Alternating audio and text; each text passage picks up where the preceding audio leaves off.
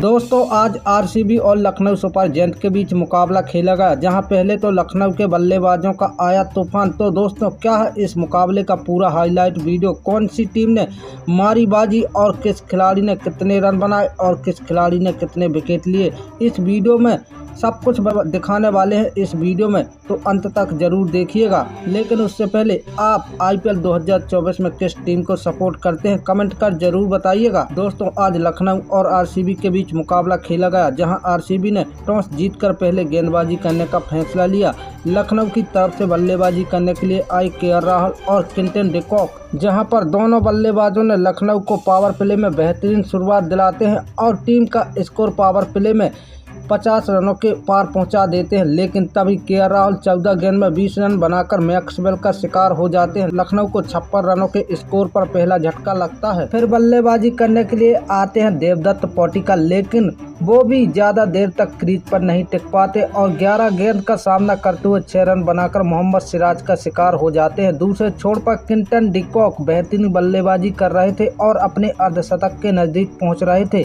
उनका साथ देने के लिए आते मार्कस स्टोनिस और आते ही छक्के चौके लगाने शुरू कर देते हैं। वही दूसरी तरफ बेहतरीन बल्लेबाजी कर रहे क्विंटन डी कॉक अपना अर्धशतक पूरा कर लेते हैं। तभी मार्कस स्टोनिस मैक्सवेल का शिकार हो जाते हैं और 15 गेंद में 24 रन बनाकर पवेलियन लौट जाते हैं। लखनऊ को तीसरा झटका 129 रनों के स्कोर में लगता है और क्विंटन डी कॉक का साथ देने के लिए आते हैं निकोलस पूरन, लेकिन तभी क्विंटन डी कॉक गलत शॉट खेलकर अपना विकेट गंवा देते हैं और लखनऊ को 143 रनों पर चौथा झटका लगता है। क्विंटन डी कॉक 56 गेंद में बेहतरीन 81 रनों की पारी खेली। 17वां ओवर प्रगति में था और बल्लेबाजी करने के लिए आते हैं आयुष भदौनी। जैसे ही आते हैं वैसे ही पवेलियन लौट जाते हैं। जी हां, 0 रन बनाकर आयुष भदौनी यश दयाल का शिकार हो जाते हैं। बैक टू बैक लखनऊ को 2 झटके लगते हैं। दूसरे छोर पर निकोलस पूरन छक्के चौके लगा रहे थे और लखनऊ की टीम पूरे 20 ओवर में 5 विकेट खोकर 181 रन बनाती है, जहां निकोलस पूरन 21 गेंद में 40 रन बनाकर नाबाद रहते हैं। आरसीबी की तरफ से सबसे ज्यादा विकेट मैक्सवेल को 2, वही मोहम्मद सिराज, यश दयाल और रीस टॉपली को 1-1 विकेट मिलता है। वही आरसीबी की तरफ से बल्लेबाजी करने के लिए आते हैं विराट कोहली और फैफ डु प्लेसी, जहां आरसीबी की शुरुआत उतनी अच्छी नहीं होती और 40 रन के स्कोर पर ही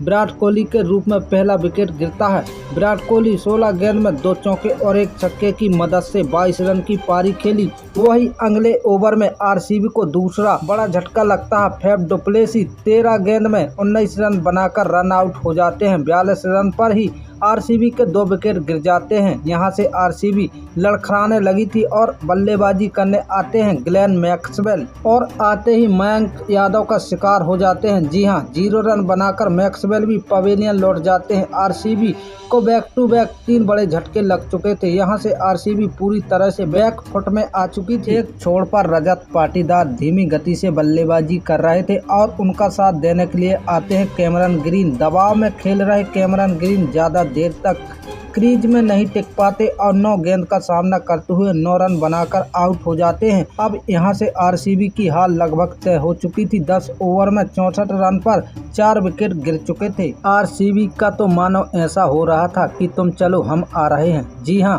उसके थोड़ी ही देर बाद अनुज रावत 21 बॉल खेलकर 11 रन बनाकर मार्कस स्टोनिस का शिकार हो जाते हैं।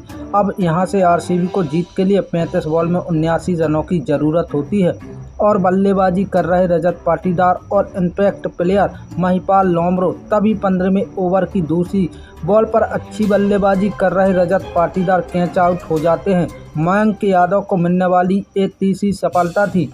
103 रन पर आरसीबी के 6 विकेट पवेलियन लौट जाते हैं। रजत पाटीदार के आउट हो जाने से आरसीबी की सारी उम्मीदें भी टूट चुकी थीं, लेकिन दूसरे छोर पर इम्पैक्ट प्लेयर उम्मीद को जगाए रखा और छक्के चौके लगा रहे थे। अब यहां से आरसीबी को 18 बॉल में 46 रनों की जरूरत होती है। तभी दिनेश कार्तिक आउट हो जाते हैं। दिनेश कार्तिक के आउट हो जाने के बाद आरसीबी का एक और विकेट पवेलियन लौट जाता है, लेकिन महिपाल लोम्रो आरसीबी को जिताने की पूरी कोशिश कर रहे थे। लेकिन तभी 18वें ओवर की 5वीं गेंद पर महिपाल लोम्रो आउट हो जाते हैं और इसी के साथ आरसीबी की सारी उम्मीदें भी टूट जाती हैं। महिपाल लोम्रो 13 गेंद में 33 रन की बेहतरीन पारी खेली अब यहां से आरसीबी को जीत के लिए 10 बॉल में 43 रनों की जरूरत होती है और क्रीज पर लास्ट विकेट होता है और आरसीबी 19.4 ओवर और 153 रन पर ऑल आउट हो जाती है और लखनऊ सुपर जायंट 28 रनों से इस मुकाबले को जीत लेती है। लखनऊ की ओर से सबसे ज़्यादा विकेट मयंक यादव को 3, नबील उल हक को 2, यश ठाकुर, मार्कस स्टोइनिस और एम सिद्धार्थ को एक विकेट मिला।